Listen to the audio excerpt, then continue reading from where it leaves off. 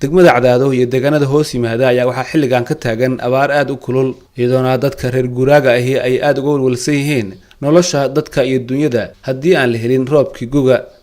gudoomiyaha degmada Cadaado Cabdullaahi Cabdiraxmaan Toole oo maanta saxaafadda kula hadlay magaalada Cadaado ayaa ka warbixiyay xaaladda abaareed ee ka taagan xilligan deegaanka.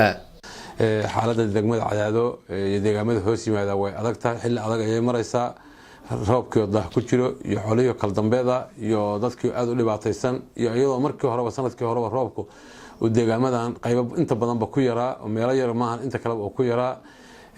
xaaladii way adkaatay, way sii cakrinaatay, qeylalaantii waa nagu badatay. waxyaabaha markaan dadka reer miyigu wuxuu aad uga cabanayaa biyo la'aan.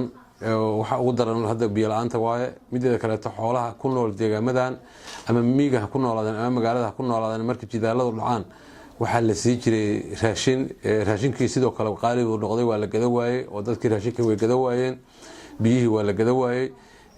sidoo kale dadkii barakacyaalka ee ku noolaa degmada Cadaado ayaguna sidoo kale qeylalaantoodii kor ayay u kacday. xaaladii way adkaatay, dadkuna waa isku xiran yahay, dadka miyiga degan iyo dadka magaalada degan waa hal nidaam hal system isku xiran yahay. gudoomiyaha ayaa bulshooyinka Soomaaliyeed dawladda iyo hay'adaha ka codsaday in ay caawiyaan dadka abaartu ku habsatay. marka waxaan leenahay oo aan ka codsanayna hay'adaha samafalka nooc kasta yihiin midii keeni karta biyo keeni karta, midii raashin keeni karta, midii wax kale keeni karta, midii wax dhaqaale keeni karta. sidoo kale dadka islaamka ayagana waxaan leenahay dadka xaaladooda waa adag tahay, dadka hala soo caawiyo oo barnaamijkaas laga qayb qaato.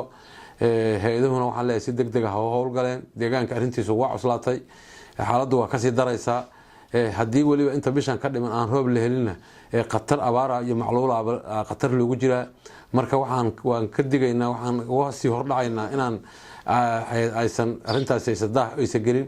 marka waxaan leenahay si degdega deegaamada Cadaado ha loola soo gaaro wax kastoo la awoodo. hay'adaha samafalkuna si dhab arrintan ha uga howlgaleen, baaqaana si dhab ha u qaateen. barnaamijka degmada Cadaado iyo deegaamada hoos yimaada arrintiisu aad ay u adag tahay. xilliyo hore oo xigay ayaa sidaan oo kale waxaa deegaanka uga dilaacay abaaro aad u darnaa kuwaas oo sababay in dad badan oo reer guuraa ahi ay ku xoolo waayeen. cabdi xasan awowe, warbaahinta qaranka Soomaaliyeed, Cadaado.